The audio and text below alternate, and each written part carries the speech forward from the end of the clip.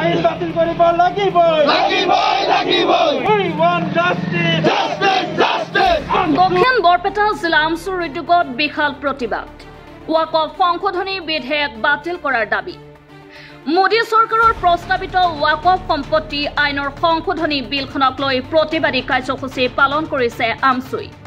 ৰাজ্যৰ অন্যান্য প্ৰান্তৰ লগতে দক্ষিণ বৰপেটা জিলা আমচুৰ উদ্যোগত আৰু বাঘমাৰা চহৰ আঞ্চলিক কামচুৰ সহযোগত চেঙা সমষ্টিৰ বাঘমাৰা চহৰত তীব্ৰ প্ৰতিবাদ সাব্যস্ত কৰে সংগঠনটোৱে।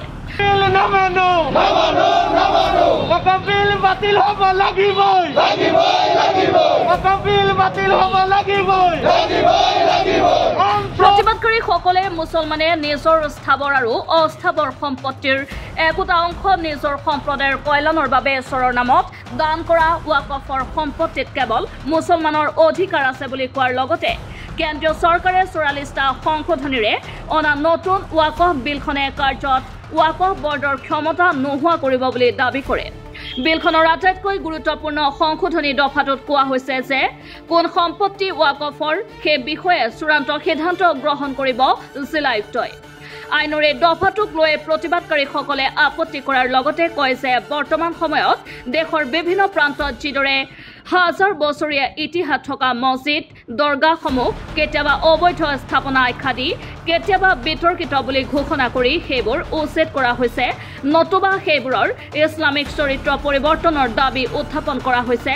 তেনে পৰিস্থিতিত ৱাকফ সম্পত্তিৰ চূড়ান্ত সিদ্ধান্ত গ্ৰহণৰ ক্ষমতা জিলা আয়ুক্তৰ হাতলৈ গ'লে সেই সম্পদবোৰৰ সুৰক্ষাৰ প্ৰতি ভাবুকিৰ সৃষ্টি হ'ব বুলিও দাবী কৰে। এয়া সংখ্যালঘু সম্প্ৰদায়টোৰ ধৰ্মীয় স্বাধীনতাৰ পৰিপন্থী বুলি অভিযোগ উত্থাপন কৰি আমছে সমগ্ৰ ৰাজ্যতে ৱাকফ আইনৰ সংশোধনীৰ বিৰুদ্ধে মুখত কলা কাপোৰ বান্ধি আইনখনৰ প্ৰতিলিপি দাহ কৰি তীব্ৰ প্ৰতিবাদ সাব্যস্ত কৰে।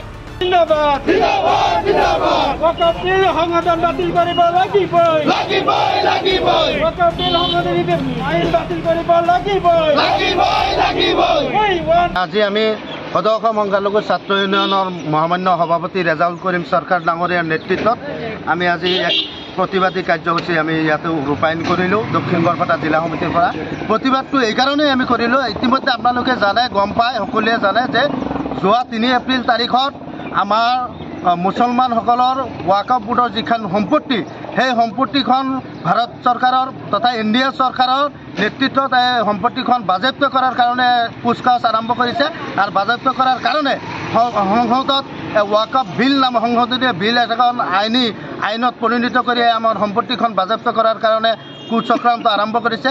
আৰু ইতিমধ্যে গোটেই ভাৰতবৰ্ষৰ ধৰ্মীয় সংখ্যালঘুৰ লগতে বিভিন্ন সম্প্ৰদায়ৰ মানুহে এই কলা যিখন বিল ৱাকফ বিল যিখন এইখন অগ্ৰাহ্য কৰিছে, বাতিল কৰিছে। গতিকে আমি আমচুৰ পৰা এই বিল আমি নামানো। আমি এই বিলখন বাতিল হোৱাৰ কাৰণে আমি আবেদন জনাইছোঁ মহামান্য ভাৰত চৰকাৰক তথা সংসদক আমি অনুৰোধ জনাইছোঁ এই বিলখন অতি শীঘ্ৰে বাতিল কৰিব লাগে। আৰু এই বিলখন যদি বাতিল নকৰে অনাগত দিনত অবিৰতভাৱে আমি সদৌ অসম সংখ্যালঘু ছাত্ৰ ইউনিয়নৰ ফালৰ পৰা আমি আন্দোলনৰ কাৰ্যসূচী লৈয়ে থাকিম। ইতিমধ্যে আপোনালোকে জানে, আপোনালোকক জনাইছোঁ যে সদৌ অসম সংখ্যালঘু ছাত্ৰ ইউনিয়নৰ মহামান্য সভাপতি আজি আমাৰ আন্দোলন কৰিব দিছে। আৰু অহা 9 তাৰিখত গুৱাহাটীৰ চচলত আমাৰ 2 ঘণ্টীয়া প্ৰতিবাদ কাৰ্যসূচী ইতিমধ্যে কৰিছে। আমি ইয়াতে প্ৰতিবাদ কৰিছোঁ। আৰু এই যিখন কলা বিল, সেই বিলখন আমি আজি জুই লগাই দি আমি পুৰি দিছোঁ। গতিকে অনাগত দিনত যদি এই বিলখন যদি বাতিল নকৰে NDA চৰকাৰ, ভাৰত চৰকাৰে, তেতিয়াহ'লে ইয়াতকৈ তীব্ৰতৰভাৱে আমি গণতান্ত্ৰিকভাৱে সদৌ অসম সংখ্যালঘু ছাত্ৰ ইউনিয়নৰ পৰা আমি আন্দোলন কৰিবলৈ বাধ্য থাকিম। আৰু এই আন্দোলনৰ জৰিয়তে যদি কিবা ধৰণৰ যদি অপ্ৰীতিকৰ কোনো ধৰণৰ ঘটনা ঘটিত হয়, তেতিয়াহ'লে এই ঘটনাৰ কাৰণে সম্পূৰ্ণ ভাৰত চৰকাৰ দায়ী থাকিব। ইয়াৰ কাৰণে আমি সদৌ অসম সংখ্যালঘু ছাত্ৰ ইউনিয়ন কোনো ধৰণৰ দায়বদ্ধ নহয়। গতিকে আমি অনুৰোধ জনাইছোঁ, আমি দাবী জনাইছোঁ যে এই যিখন কলা বিল আমাৰ ৱাকফ বোৰ্ডৰ যিখন সম্পত্তি, এই সম্পত্তি যিখন বাজেয়াপ্ত কৰাৰ কাৰণে NDA চৰকাৰে যিখন কুচক্ৰান্ত আৰম্ভ কৰিছে, অতি শীঘ্ৰে এই বিল বাতিল কৰক। নহ'লে গোটেই ভাৰতবৰ্ষৰ লগতে আমি সদৌ অসম সংখ্যালঘু ছাত্ৰ ইউনিয়নৰ ফালৰ পৰা এই ৱাকফ বিল আমি নামানো। আমি সদৌ অসম সংখ্যালঘু ছাত্ৰ ইউনিয়নৰ নেতৃত্বত গোটেই অসমত নিৰ্দিষ্ট সময়ত 11টা বজাত নিৰ্দিষ্ট সময়তে যিটো ভাৰত চৰকাৰে আমাৰ ৱাকফ সম্পত্তি আছিল, সেই সম্পত্তি বাজেয়াপ্ত কৰিবৰ কাৰণে যি ষড়যন্ত্ৰ ৰচনা কৰিছে। আৰু এই সম্পত্তিখিনি কেৱল আমাৰ মুছলমান ধৰ্মীয় সংখ্যালঘুৰ কাৰণে আছিল। আৰু এই ৱাকফৰ যিটো সংশোধনী বিল, যোৱা 25 তাৰিখত উচ্চ আৰু নিম্ন সদনে যি অনুমোদন দিলে তাৰ প্ৰতিবাদত আমি আজি সদৌ অসম সংখ্যালঘু ছাত্ৰ নেতৃত্বত আমি আজি সেই বিলখন বাতিল কৰিবৰ কাৰণে মহামান্য উচ্চ সদন আৰু নিম্ন সদনক আহ্বান জনাইছোঁ। আৰু এই বিলখন আমি কেতিয়াও নামানো। কি কাৰণত নামানো? যিহেতু আমাৰ এই বিলখনৰ সম্পূৰ্ণখিনি মুছলমানৰ কাৰণে, ধৰ্মীয় সংখ্যালঘুৰ কাৰণে প্ৰযোজ্য।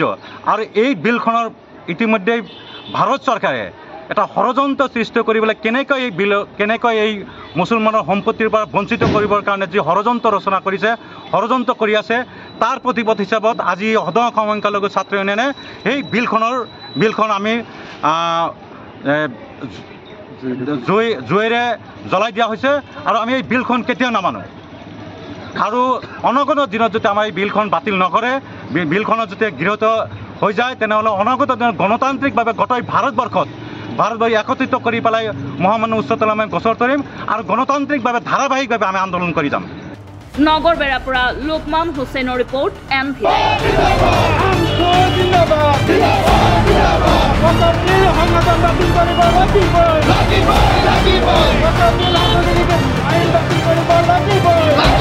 লাগিবই